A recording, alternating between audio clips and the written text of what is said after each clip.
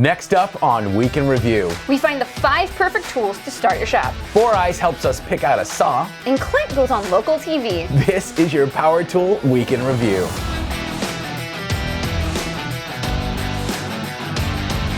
Hey guys, welcome back. I'm Rob. And I'm Sarah, and here's what happened this week in the world of power tools. Robillard and his merry men are back again, and this time they're testing 9 full-size framing nailers to determine once and for all, or at least for this year, which nailer has the most power, largest capacity, best weight and size, and which one makes the least noise. After that last test, just about every house on Rob's street suddenly went on sale. Coincidence. I'm sure it is. To find out which nailer hits the nail on the head, head over to Toolbox Buzz on YouTube. So let's say you're just getting started in woodworking and you're not sure which tools you'll need to get the job done. Well, Caleb Harris has you covered. This week he shared a plan to build just about anything you want with only 5 tools. Now, many of you seasoned carpenters will no doubt have a difference of opinion as to which 5 tools are absolute necessities in a new shop, but hey, that's what the comment section is for.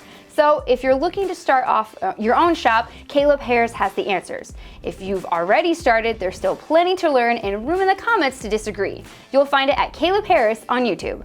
We told you a couple weeks ago about a movement on social media called Makers Never Forget that organized makers in all 50 states to build wooden flags for display in the workplaces of our first responders. One such participant was our buddy Clint from the Tool Review Zone, who not only made a beautiful work of art, but somehow tricked a town council into letting him present it and a local news show into interviewing him. Our favorite parts were the clips they chose to feature from his channel. Great. Now dozens of people know about Clint, which can't possibly be good for society in general. But we're still proud of him and the rest of the makers who are donating their time to honor the people who show up first when we need them the most. Follow #MakersNeverForget on Instagram. Our favorite 4-eyed woodworker took a break from his usual introspective maker projects to offer his own insights into the differences between table, track, and circular saws, and helps you figure out which one is right for you. After watching this entire video, it became wildly obvious that I need at least 2 of each. Your results may vary. To figure out for yourself, visit Chris Salamone on YouTube. The Wonders from Down Under took aim at the Makita 36-volt 12-inch AWS. What are you doing? What? Why are the videos upside down? It's in Australia, Sarah. I know, but oh my god. Look, I'd love to explain geography to you and all, but there's just no time left. If you're interested in seeing the new DLX 211 used upside down, head over to Oz Tool Talk on YouTube. Thank goodness we still have actual work with Rob Robillard. So I'm in Lancaster, Massachusetts at the Bolton Fairgrounds. You don't know where that is, but that's okay. This is the MNARI Career Day. MNARI stands for Eastern Massachusetts National Association of Remodeling Industry. And over 500 kids from the area schools, the trade schools, come here to meet with contractors, to learn different topics, learn different techniques, be exposed to contractors. We do mock interviews. We talk about what employer expectations are, what employee expectations should be, and we expose them to new products and tools. Today, we're exposing these kids to a whole bunch of tools that Milwaukee Power Tools donated, and we're going to show them all about cutting the cord and cordless solutions for efficiency and productivity. And then when we're done with the day, all these tools get donated back to the trade schools. Thanks, Rob. I don't know about you, but I need a maker break. The Third Coast craftsman made a simple backyard movie screen with a little help from Oots, his shop dog. Since he assembled all of the pieces with mortise and tenon joints held together with wooden pins, the screen is easily taken apart and stored during the winter. Now, I am sure that there are many other fun details in this build, but I got very distracted with Oots. Like, look at this. Go watch Oots and I guess Chris at Third Coast Craftsman on YouTube. Jenny and Davis collaborated with Johnny Builds to make some industrial end tables with reclaimed lumber and metal legs. Now, I'm new to their channel, but I'm really excited to go back and watch all of their past projects. They're a fun duo to watch, and they love sharing advice and experience that have helped them grow their furniture business that could help a new maker. You can find them at Jenny and Davis on YouTube. The lazy guy himself, Adam from Lazy Guy DIY, shared pictures on Instagram of his outdoor bar complete with a faux marble top. I'm not sure how convincing it is close up, but from the pictures, that looks like marble. Not a bad project for a lazy guy. Like, lazy guy? Like, lazy guy DIY? I'm not going to encourage this. Aw, you think I'm hilarious. Go check out Adam at Lazy Guy DIY on Instagram. That's it for this week's Make or Break. If one of your favorite makers builds something that you would like on the show, you can send them to me at projects@coptool.com. It's time for construction industry news with Construction Junkie.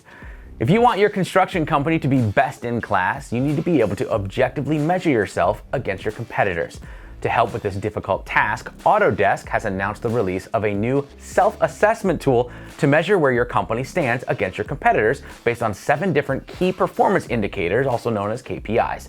Now, I'm not a construction company per se, but I took the self-evaluation anyways, and as it turns out, I'm the best and my competitors suck. I'm looking at you, Todd Review Zone. Of course, if you are a construction company, the new assessment tool could be critical to growth. To do so, you can fill out their free construction health check on their website. We'll provide a link in the show description. Procore's annual Groundbreak came to a close last week, and there were more than a few major announcements that will greatly affect their user base, including Procore for Owners, Procore Analytics, Procore Community, and an automated script that will automatically add Procore before the names of all of their products. Shane from Construction Junkie just posted an exhaustive summary of the event, and we'll be rolling out more content in the coming weeks. You can keep up with all of it at constructionjunkie.com. It's time to head over to Instagram for our favorite post of the week, and I'm going to start off with 3x3 Custom, who is making dowel rods this week using a dowel plate. Ben showed off his ruler tattoo in great detail, and now I want one. Really? My wife won't let me, but I can dream.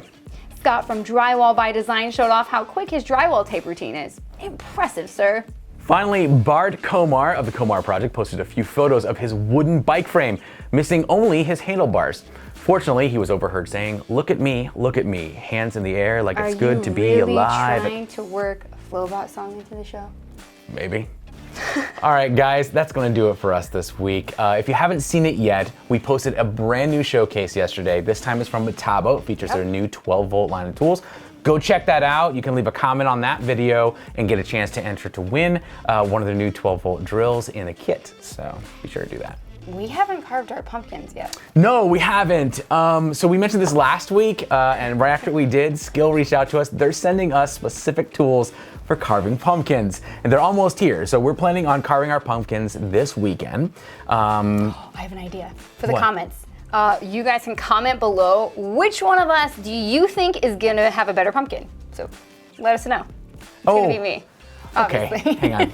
Not you. This gives me another idea. Oh, no. All right, so do that. Go ahead and leave in the comments right now who you think out of the two of us is going to make a better pumpkin. Yep. But then after we make the pumpkins, we will post the pictures of both of them on Instagram. Okay. And we're going to let you guys vote there over which one wins. Oh, I know what happens.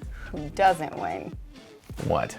So whoever loses has to wear their pumpkin on their head. Challenge accepted. All right. Oh, you're gonna look good with pumpkin in your hair. All right, thank you Ohio Power Tool and Metabo for sponsoring this episode. Guys, don't forget to like and subscribe so you don't miss a thing. We'll see you next week.